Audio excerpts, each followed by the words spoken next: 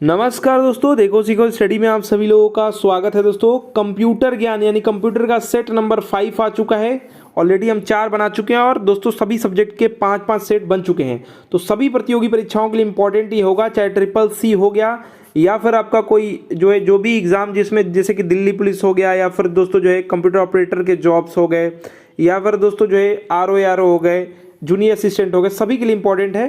तो यहाँ पर समय वेस्ट नहीं करेंगे, कंप्यूटर आप जानते हैं।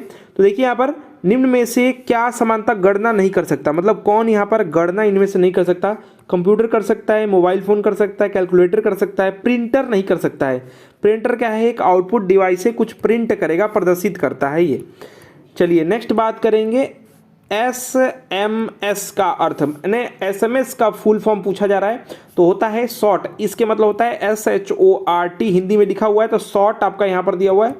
शॉर्ट मैसेजिंग इसका मतलब होता है मैसेजिंग और सर्विस, तो शॉर्ट मैसेजिंग सर्विस यानी बी यहाँ पर राइट आंसर हो जाएगा।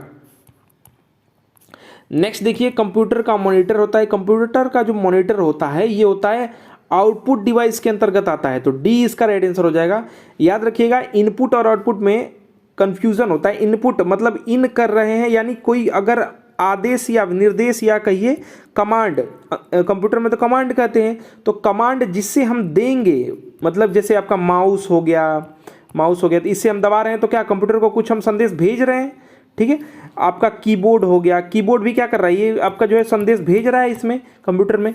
तो जब हम कोई चीज़ दे रहे हैं तो इन करेंगे, मतलब इसमें कुछ इन कर रहे हैं कमांड, और ये कुछ प्रदर्शित करता है, जैसे प्रिंटर प्रिंट करके निकाल दिया तो क्या हो गया, आउटपुट हो गया। जैसे आपका कंप्यूटर पे कुछ दर्शित दिखा दिया हमको, ये क्या हो गया, आउटपुट हो गया। तो मॉनिटर क्या है, कंप्यूटर का वही तो है आपका, मतलब LED CD कुछ भी कहिए, LED कहिए, सॉरी CD का नाम है, LED कहिए, या फिर जो है LCD कहिए। ठीक है, तो यहाँ पर आउटपुट हो जाएगा। नेक्स्ट देखिए, कंप्यूटर के बारे में बताया गया है। अच्छा, यहाँ पर कुछ ABCD करके दिया हुआ है तो देखते हैं क्या क्या दिया है। आंकड़ों का भंडारण जो है, कंप्यूटर क्या है, आंकड़ों का भंडारण, जो आंकड़ा है इसको भंडारण वाली एक सक्षम युक्ति है। ठीक है, भंडारण तो कर, स्टोरेज तो कर ही सकता है। आंकड़ों का विश्लेषण भी कर सकता है, इसमें तो बहुत चीज़ें जो है उसमें विश्लेषण करते हैं। गोपनीयता बनाने में भी सक्षम है, बिल्कुल उसमें हम रख सकते हैं, स्टोर करके रख सकते हैं पासवर्ड लगा के। नेक्स्ट बात करें, कभी कभार जो है वायरस द्वारा जो है आक्रामित भी हो जाता है, तो बिल्कुल ये भी बात सही है, यानी 1 2 3 4 सभी बात जिस ऑप्शन में होगा उसको हम लगा देंगे। ठीक है, तो कंप्यूटर कभी कभी वायरस से इन्फेक्टेड भी हो जाता है, आक्रामिक भी हो जाता है, आक्रामिक। नेक्स्ट बात करेंगे डाटा प्रविष्टि। प्रविष्टि का मतलब होता है एंट्रेंस या फिर कहिए एंटर।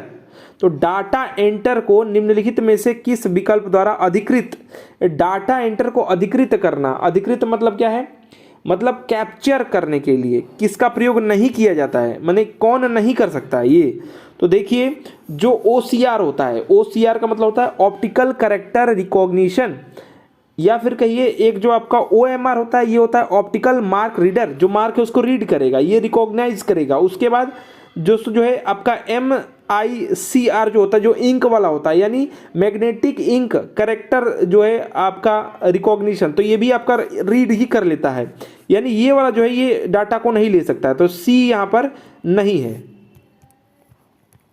नेक्स्ट बात करेंगे, रन करने के लिए वेट, यानी कि ये वाला वेट करना है। ठीक है, मैंने इंतजार वाला कर रहे प्रोग्रामों की सूची को क्या कहते हैं। ध्यान दीजिएगा, रन करने के लिए जो वेट कर रहा है प्रोग्राम, उसकी सूची को क्या कहते हैं, क्यूज कहते हैं। याद रखिएगा, क्यूज कहते हैं। स्पेलिंग याद रखिएगा, QUEUES। ठीक है, सी यहाँ पर राइट आंसर हो जाएगा। क्यूज कहते हैं दोस्तों, ये वेट करता हुआ जो है, रन करने के लिए वेट कर रहे जो प्रोग्राम की सूची होती है, इसको कहते हैं। साथ ही साथ दोस्तों जो है प्रोग्रामों को दोस्तों सीक्वेंस में रन करने के लिए जो निर्धारण करता है उसका नाम है शेड्यूलर। याद रखिएगा, शेड्यूलर कहते हैं। नेक्स्ट बात करेंगे, कंप्यूटर इंस्ट्रक्शंस, यानी जो उसके इंस्ट्रक्शंस हैं कंप्यूटर के को प्रोग्रामिंग भाषा में लिखने की जो प्रक्रिया है, इसको क्या कहेंगे। कंप्यूटर के जो इंस्ट्रक्शंस है इसको प्रोग्रामिंग भाषा में जब लिखेंगे उसको कहते हैं कोडिंग। याद रखिएगा, क्या कहते हैं, कोडिंग कहते हैं। बी यहाँ पर राइट आंसर हो जाएगा। ठीक है, कंप्यूटर के जो निर्देश है या इंस्ट्रक्शंस हैं, इनको प्रोग्रामिंग लैंग्वेज में लिखेंगे तो क्या कहेंगे, इसको कोडिंग कहते हैं, बी। नेक्स्ट बात करेंगे 1980 के दशक की शुरुआत में बर्ज ने स्टार्ट्रूप द्वारा कौन सी प्रोग्रामिंग भाषा विकसित की गई थी?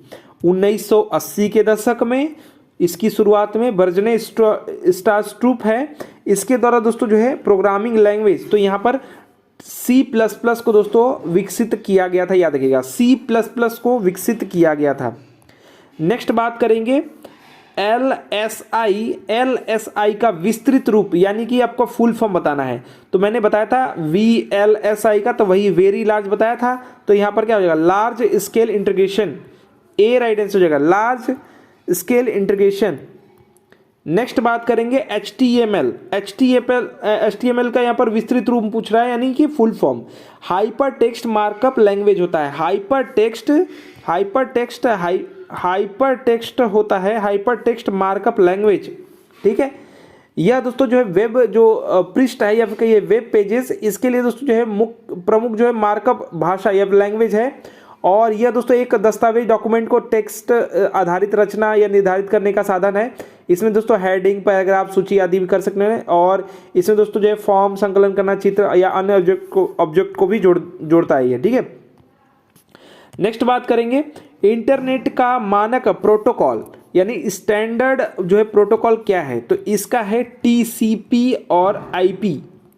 अच्छा, टी का फुल फॉर्म क्या है? टी का है दोस्तों ट्रांसमिशन, याद रखिएगा ट्रांसमिशन। सी से क्या हो जाएगा? ट्रांसमिशन,